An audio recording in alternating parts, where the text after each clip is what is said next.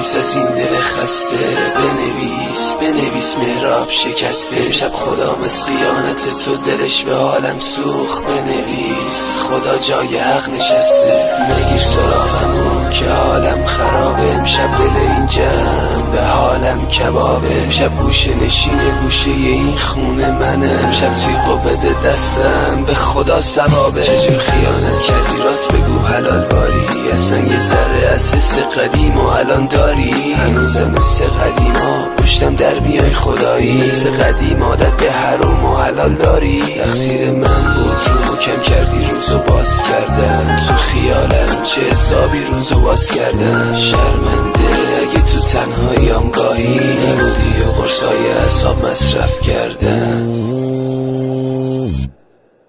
دیگه حالم از امشب گفتنام به هم میخوره. فقط عشق از اون تیغی که این رگا رو میبره. امشب انقدر میزنم پاره پارش این زنم. جون مادرم ببینم زیر گوشت میزنم. من اضافی بودم دکتر دل مادرم و دوختم. مادر انقدر صدا زدم جیگر خیلی ها سوختم. میگن صدای خستم مرهم درد یه ملت. همین که خاطر ساختی واسه من یه دنیا منته. امشب وقتشه وقت لغو قرار داده. خیانتت حلقه رو تو جیب من قرار داده.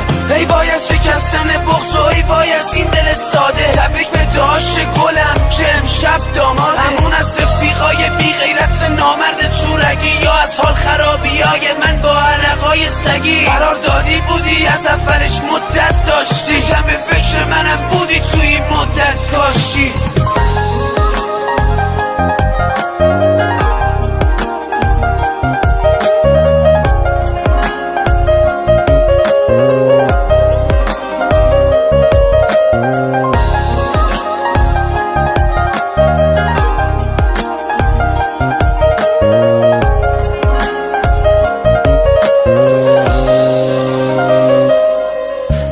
چقدر چشمام این کوچه ها رو سیر کنه. شب داغونم خدا بخیر کنه. عشقا تاگونه هات از لباتی مسیر رو طی کنه. ببینم مردش کیه تا صبح زیر هش پلی کنه. شب گریه کن با خون گریه. شب عشقمو با دستای خودم دادم هدیه. شب غمگین ترین آدم این شادی منه. امشب تو رو بردم من بردم پی به خدایی که به حروم تو نفس داد.